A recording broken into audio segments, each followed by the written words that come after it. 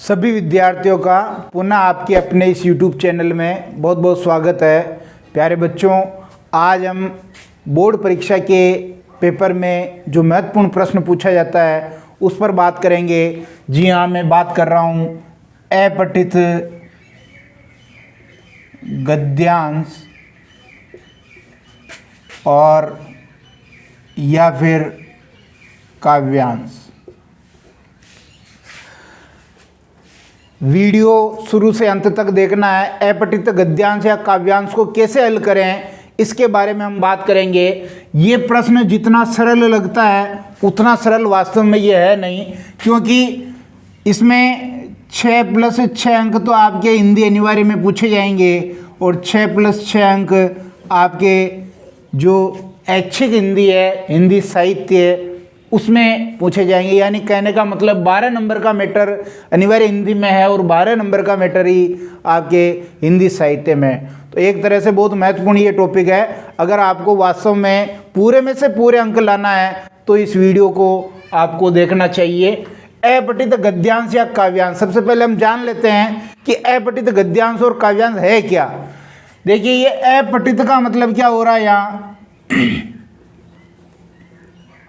अपठित, ए का मतलब नहीं और पठित मतलब पढ़ा हुआ। यानी ऐसा गद्य या ऐसा काव्य का अंश जो हमारे पढ़ा हुआ नहीं है, यानी जो हमारे पाठ्यक्रम में शामिल नहीं है। पाठ्यक्रम जो आपके निर्धारित है उस पाठ्यक्रम का अंश नहीं है। वो किसी पत्र पत्रिका का हिस्सा हो सकता है, किसी साहित्य का हिस्सा हो सकता है, किसी विज्ञान का अंश हो सकता है, राजनीति का कोई लेख हो सकता है, इतिहास की कोई बात हो सकती है, साहित्य का कोई विचार हो सकता है। यानी किसी भी क्षेत्र से आपको वो गद्यांश या काव्यांश दे करके प्रश्न पूछा जा सकता है। इसलिए ध्यान दीजिए, ये पढ़ा हुआ नहीं होगा, आपके पाठ्यक्रम में शामिल नहीं होगा। न तो गद्यांश आपके पाठ्यक्रम में शामिल होगा, न काव्यांश आपके पाठ्यक्रम में शामिल होगा। तो अब मूल बात यह है कि जब हमारे पाठ्यक्रम में ये शामिल नहीं है तो हमें इसे हल कैसे करना है या हम कैसे इसको आसानी से हल कर सकते हैं। तो यहाँ ध्यान देंगे कि सबसे पहले जो गद्यांश या काव्यांश है इसको हल करते वक्त पहली बात का क्या ध्यान रखेंगे, पहली बात का ये ध्यान रखेंगे कि ओवर कॉन्फिडेंस नहीं होना है। यानी आपने देखा होगा कि बहुत सारे बच्चों में, आप में से ही बहुत सारे बच्चे ऐसे होंगे जो ये सोचेंगे अरे यार क्या है, अपठित काव्यांश तो कर लेंगे, अपठित पद्यांश भी कर लेंगे, अपठित गद्यांश में क्या है, इसमें तो लिखना है, छांट छांट के लिख देंगे, पंक्तियां उठा उठा के लिख देंगे। ऐसा विचार अगर आपका है तो आप बहुत गलत सोच रहे हैं। अपठित गद्यांश या काव्यांश को कैसे हल करना है वो सबसे पहले हम ध्यान रखेंगे। तो पहली बात का आप ध्यान रखेंगे कि आपने वो सुना होगा ना, कुशल तैराकी डूबते हैं। जो ज़्यादा अति आत्मविश्वासी होते हैं उनके ये गलत हो जाता है। तो सबसे पहले तो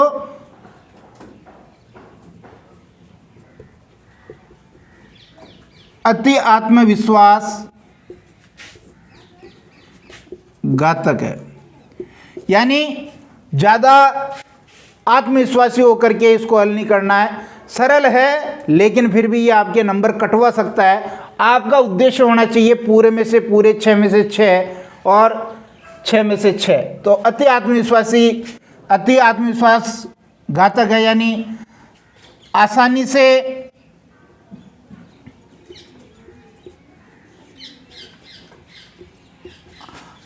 से लगने वाला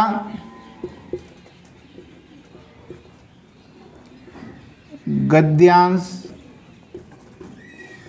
पद्यांश गलत हो सकता है। यानी इसके जो प्रश्नों के उत्तर आप लिखोगे वो गलत हो सकता है। तो एक तो अति आत्मविश्वास नहीं रखना है। दूसरी बात, जो गद्यांश या काव्यांश है इसको 2 से 3 बार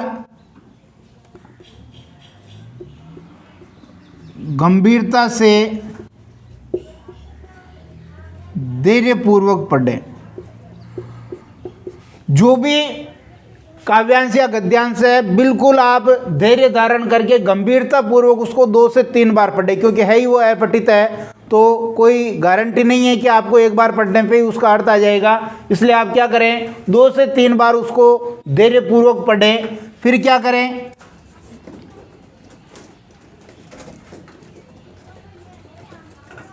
कठिन शब्दों को रेखांकित करें।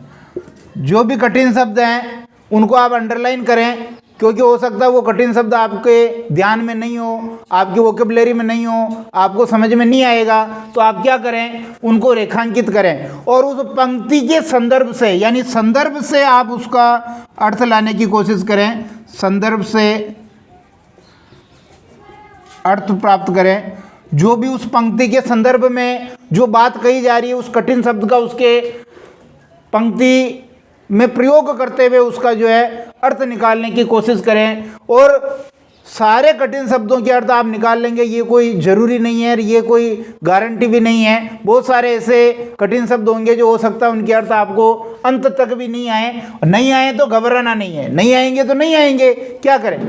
फिर चौथा जो बिंदु है उसका केंद्रीय भाव, केंद्रीय भाव आप उसका निकालें। चाहे काव्यांश है चाहे गद्यांश है, कोई बात उसमें बार बार रिपीट हो रही होगी और उस केंद्रीय भाव को आप समझें कि ये गद्यांश या ये पद्यांश किसके इर्द गिर्द घूम रहा है। अगर आपको ये पता चल गया कि वास्तव में ये गद्यांश कहाँ किसके बारे में जा रहा है, तब तो फिर सारे प्रश्न आपके सही हो जाएंगे। और अगर आप केंद्रीय भाव ढूंढने में असमर्थ रहते हैं तो फिर दिक्कत हो सकती है। इसलिए सबसे पहले काव्यांश का या गद्यांश का केंद्रीय भाव निकालें। केंद्रीय भाव निकाल करके उस बारे में विचार करें कि ये कहाँ किसके बारे में जा रहा है। ये मुख्य बातें जब आप ध्यान रख लेते हैं तो उसके बारे में हम आगे बात करते हैं कि अब कितनी तरह के प्रश्न इसमें से पूछे जाते हैं। अपठित गद्यांश हो चाहे अपठित काव्यांश, उसमें से आपको मुख्य चीज होती है, देखिए गद्यांश में से आपको अर्थ ग्रहण करना होता है और काव्यांश में से आपको भाव ग्रहण करना होता है। ये 2 चीज़ें मुख्य होती है। तो इसमें से आपके 3 तरह के प्रश्न पूछे जाएंगे। पहला आपके शीर्षक संबंधी प्रश्न होगा, आपको एक उचित शीर्षक देना होगा। दूसरा प्रश्न या दूसरे जो प्रश्न होंगे वो विषय वस्तु से संबंधित होंगे। और तीसरे तरह के प्रश्न होते हैं आपके भाषा व्याकरण संबंधी। ठीक है, यानी ये 3 तरह के प्रश्न पूछे जाएंगे। कोई भी गद्यांश है चाहे काव्यांश है, सबसे पहला प्रश्न पूछा जाता है शीर्षक। अब शीर्षक कैसे निकालें, अभी हमने पिछले उस टिप्स में हमने बात की थी कि आपको केंद्रीय भाव पता होना चाहिए, चाहे वो काव्यांश है चाहे गद्यांश है। यदि आपने केंद्रीय भाव निकाल लिया तो ये शीर्षक भी उसी केंद्रीय भाव के आसपास घूमता हुआ नजर आएगा। आप आसानी से समझ लेंगे कि इसका शीर्षक क्या है। तो केंद्रीय भाव निकाल करके शीर्षक निकालें। शीर्षक जो है सार्थक होना चाहिए, शीर्षक सार्थक होना चाहिए, छोटा होना चाहिए। छोटा का मतलब अधिकतम 3-4 शब्द, 3-4 शब्दों में यह होना चाहिए। शीर्षक ज़्यादा बड़ा नहीं होना चाहिए, 3-4 शब्द में ही होना चाहिए। बहुत सारे बच्चों को मैंने देखा है और जानते हुए आप गलती करते हैं, पद्यांश की या काव्यांश की यूं क्यों ही लाइन उठा करके उसके शीर्षक में लिख देते हैं। ध्यान रखिए, एग्जामिनर जो कॉपी जांच रहा है सीधा वो देखते ही काट करके 0 नंबर टिका देगा उसमें। आपको शीर्षक सार्थक लिखना है। जो वो गद्यांश है वो एक तरह से शीर्षक उसका पूरे का प्रतिनिधित्व करे और छोटा होना चाहिए शीर्षक।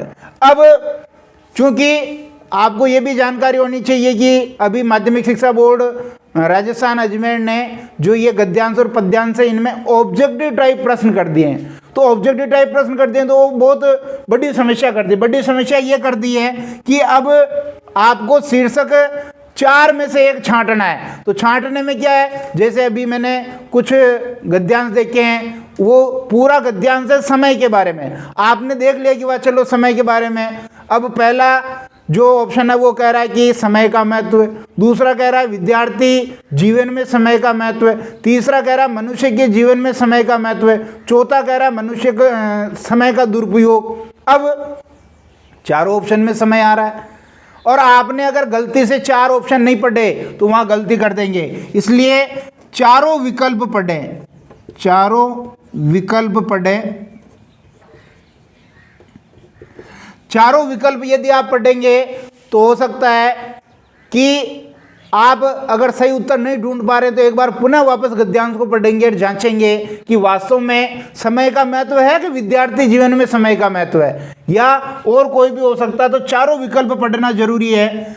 अब विषय वस्तु की बात करें तो विषय वस्तु वाले जो प्रश्न होते हैं इसमें भी 99% विद्यार्थी क्या करते हैं, पंक्तियां उठा उठा के लिख देते हैं। अरे भाई, आपको पंक्तियां उठा उठा के नहीं लिखनी है, आपको अपनी भाषा में उत्तर देने हैं।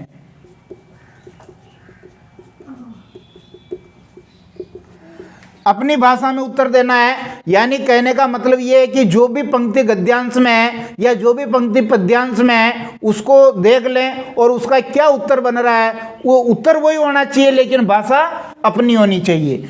फिर देखिए, शब्द सीमा का ध्यान रखना है। शब्द सीमा का भी आपको ध्यान रखना है। बहुत सारे बच्चे ऐसे होते हैं जो अब मान लो 10 शब्द में उत्तर आ रहा है और वो 5 लाइनें गद्यांश की यूं की यूं उठा के लिख देते हैं। ये शब्द सीमा का उल्लंघन नहीं करें, इससे आप नुकसान में जा सकते हैं। फिर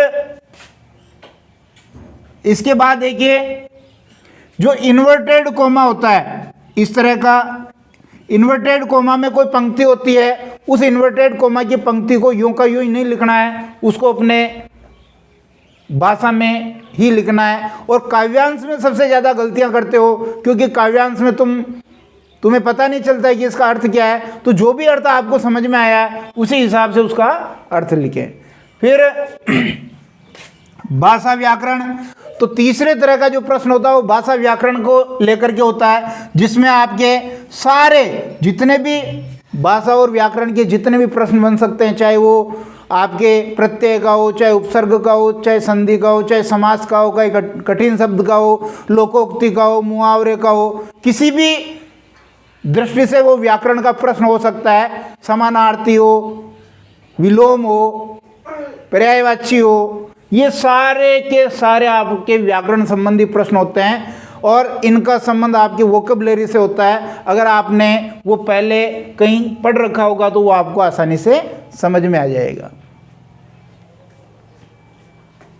ठीक है, अंत में सारगर्भित उत्तर हो आपका विषय वस्तु संबंधी जो भी उत्तर है। और एक चीज मैं यहाँ और बता देना चाहता हूँ कि आपके ऑब्जेक्टिव टाइप प्रश्न आएंगे तो आप जब वहाँ उत्तर लिखेंगे, जैसे मान लो 1, 2, 3, 4, 5 और 6, जैसे ये 6 वस्तुनिष्ठ प्रश्न है तो आप सबका उत्तर एक साथ लिखें। एक साथ का मतलब आप पेज चेंज नहीं करें, इस तरह का उत्तर लिखें। मान लो पहले में ए सही है तो ए सही है और क्या सही है वो यहाँ जरूर उसका उत्तर भी यहाँ लिख दें। दूसरे का अगर द सही है तो द लिख के यहाँ उसका उत्तर लिख दें। इस तरह से ये ऑप्शन सही और उसके आगे जो उस ऑप्शन में उत्तर है वो लिख दें, ताकि जांचने वाले को आसानी रहे और आसानी से वो आपके उस उत्तर को सही कर दे। तो ये ध्यान रखें, ये आंतरिक खंड वाले प्रश्न होते हैं, एक साथ ही इनको करने होते हैं। अगर आपने अलग अलग जगह किए तो बहुत बड़ी मुश्किल में, बहुत बड़ी मुसीबत में आप फंस सकते हैं, नंबर आपके कट सकते हैं। तो निश्चित रूप से ये वीडियो आपको पसंद आया होगा। अगर वीडियो पसंद आता तो लाइक शेयर करना ना भूलें, अपने साथियों मित्रों तक इसको ज़रूर पहुँचाएँ। यूट्यूब चैनल पर आज ही जुड़े हैं तो इसको सब्सक्राइब कर लें। बहुत बहुत धन्यवाद।